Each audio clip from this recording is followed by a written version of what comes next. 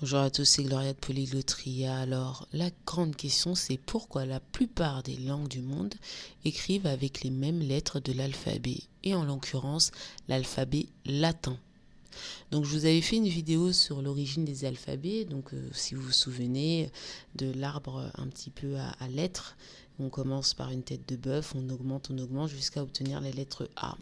Et petit à petit, l'alphabet latin a été celui qui a prédominé le monde pour plusieurs raisons. Le premier, des raisons de colonisation. Et le deuxième, vis-à-vis de raisons historiques avec des accords où il est en coexistence avec un autre alphabet. Je pense notamment aux pays asiatiques qui utilisent un alphabet différent, un système d'écriture différent comme le sinogramme, les Hanzu Kanji si on va en Asie de l'Est, ou bien l'alphabet Devanagari et sa descendance si on va en Inde, et qui coexiste avec un alphabet latin pour être capable de lire et comprendre par exemple la langue anglaise. Donc moi là, dans cette petite vidéo, ce petit podcast, j'avais envie de vous dire, mais est-ce que vous savez que cet alphabet a voyagé et qu'il est passé du latinium à la planète tout entière? Donc comme d'habitude, on s'abonne, on met un like et on met surtout des commentaires et surtout on n'oublie pas de partager les connaissances de Polyglotria au plus grand nombre, ça me fait toujours plaisir.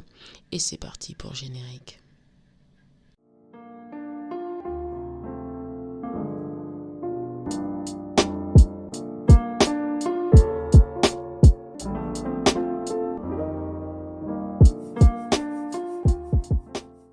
Alors aujourd'hui, on va rentrer dans les détails avec l'histoire de l'alphabet latin, depuis quand l'alphabet latin est l'alphabet latin. Je l'ai dit tout à l'heure, il y a eu une modification des lettres au fur et à mesure du temps. Et on remonte déjà à l'Antiquité, au 1er siècle avant Jésus-Christ, pour avoir les lettres que vous utilisez. L'alphabet latin, c'est une modification bien sûr de l'alphabet grec qui a été modifié, stylisé lors de l'Empire romain. Et déjà, on trouve des premières formes d'un alphabet moderne que vous connaissez aujourd'hui, qui a déjà plus de 2000 ans. Donc, ensuite, on a la capitale romaine qui a donné ce que vous connaissez, qui sont les polices d'écriture, avec des lettres spécifiques. Et les capitales romains ont été utilisées dans les chiffres quand vous écrivez les siècles, et surtout les majuscules, puisque c'est grâce à elles qu'on a réussi à taguer les murs et taguer la pierre afin de pouvoir lire. Apparaît au IIIe siècle un onglet qu'on appelle l'oncial, donc cette fois-ci avec une écriture un petit peu plus arrondie. Ensuite, il y a le semi-oncial ou demi-oncial qui apparaît pour faire les lettres minuscules. Donc ça, ce sont lorsque vous écrivez des scripts ou des épîtres. Après, on commence à rentrer dans la cursive, donc là, totalement pour faire les manuscrits et puis les lettres que l'on retrouve notamment dans des papyrus. Ensuite, on a des variantes de l'alphabet en fonction des peuples. Nous avons le minuscule mérovingienne qui a existé. Et après, on rentre dans pas loin du Moyen-Âge avec des alphabets carolines, avec les capitales carolines, dès lors qu'il y a eu l'imprimerie qui est arrivée, notamment à la fin du XIVe siècle. Donc avec les écritures gothiques et qui changent encore la forme de l'alphabet. Donc là, la source pour pouvoir faire cette vidéo, c'est essentiel.bnf.fr. Je vous mettrai bien sûr le lien en commentaire pour que vous puissiez lire et regarder, au-delà des images que je mettrai dans cette vidéo, regarder les différents alphabets. Alors pourquoi moi je parle de l'alphabet latin, c'est que pour beaucoup c'est l'alphabet prédominant et l'alphabet qui est le plus répandu dans le monde. Donc bien sûr on peut citer la colonisation européenne, parce que bien évidemment c'est un fait, l'alphabet latin a tué les autres types d'alphabets. Sachez que les Basques, par exemple, avaient un système d'écriture aujourd'hui oublié et obsolète.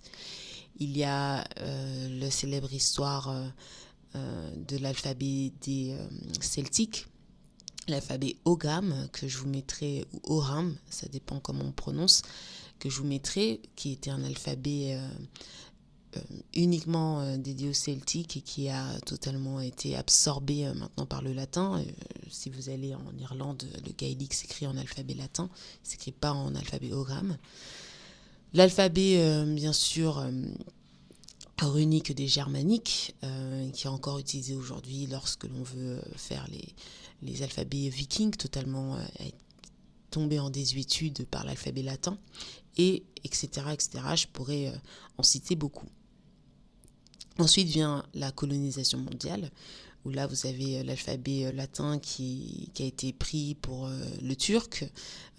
Par exemple, le turc avant s'écrivait avec un alphabet arabe, mais l'alphabet arabe était incapable de retranscrire tous les sons de la langue turque. Donc les Turcs ont changé avec un alphabet qui leur est propre et où ils ont des lettres qui sont uniques. Par exemple, ils ont un I sans accent qui permet de faire une sorte de IU unique, une sorte de I comme ça, qui n'est totalement typique à la langue turque et qui est possible d'être écrit en alphabet latin et non pas en alphabet arabe. On peut citer aussi toutes les langues africaines qui à base avaient un système totalement oral et qui n'écrivaient pas du tout leur langue et qui maintenant s'écrivent uniquement en alphabet latin pour la plupart.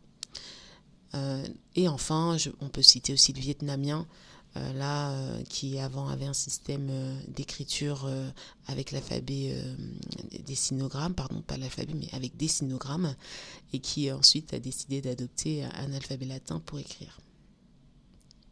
On passe à une autre phase qui est la diglossie. Est-ce que vous savez ce que c'est ?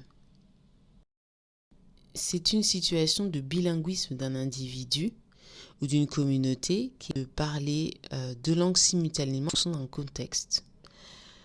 Je vais prendre un exemple concret. Je parle le corse à la maison comme langue régionale, départementale avec laquelle j'ai grandi, ou la langue de mon ethnicité.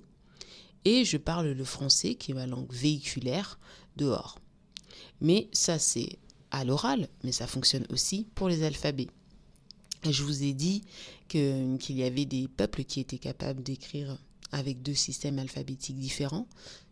J'ai cité tout à l'heure le système, par exemple, du mandarin, qui utilise ce qu'on appelle un pinyin. Donc les sinogrammes d'un côté, pinyin pour retranscrire les mots ou sons des sinogrammes pour un Européen qui doit apprendre à prononcer. C'est un système de diglossie littéraire et souvent repris par le latin. Un autre qui a besoin de diglossie, ce sont les peuples slaves. Je prends les Serbes qui ont dans leur langue deux alphabets. Ils peuvent autant écrire en alphabet cyrillique qu'en alphabet latin, leur propre langue, leur faisant donc lire quotidiennement deux langues différentes. Après avoir passé à la diglossie, que je trouvais ultra pertinente, moi j'avais envie de vous faire une petite conclusion. Est-ce que l'alphabet est local, un outil mondial, une écriture véhiculaire? C'est un grand défi. Quand je dis alphabet, bien sûr, je parle de celui latin, puisque c'est celui le plus utilisé de la planète. L'alphabet latin a un défaut, il est incapable de reproduire tous les sons. Je l'ai déjà dit dans une autre vidéo. Toutes les langues qui cliquent, qui ou à l'oreille, sont impossibles de retranscrire à l'alphabet latin. Un autre problème de l'alphabet latin, c'est que nous avons des conventions de lecture différentes de pays en pays. Le R, j'en parlerai un jour de sa particularité, surtout le R français, mais n'oubliez pas que vous faites R, vous allez ailleurs, il roule, vous allez encore ailleurs, il se prononce R. Donc, à partir de ce moment-là, comme vous avez votre propre convention de lecture, dès que vous allez passer sur un autre système linguistique pour essayer d'apprendre une langue, vous allez être biaisé. Tous les Français, dès qu'ils voient AN ensemble, ils font AN. Alors que des fois, ça fait des grosses erreurs de prononciation et des erreurs d'incompréhension. Je dis un mot qui, moi, m'irrisse ce poil tellement il a beaucoup changé, c'est le mot chimpanzé. chimpanzé vient d'un mot de langue bantoue. Et c'est bien sûr chimpanzee que ça se prononce pour parler du singe. Et jamais, dans les langues bantoues, il y a le son 1 et le son en. Donc bien évidemment, vous passez d'une langue à une autre, le mot change. Et avec l'alphabet et les conventions linguistiques associées, vous changez la prononciation.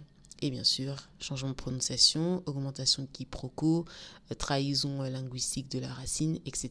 Tous les défis que ça génère.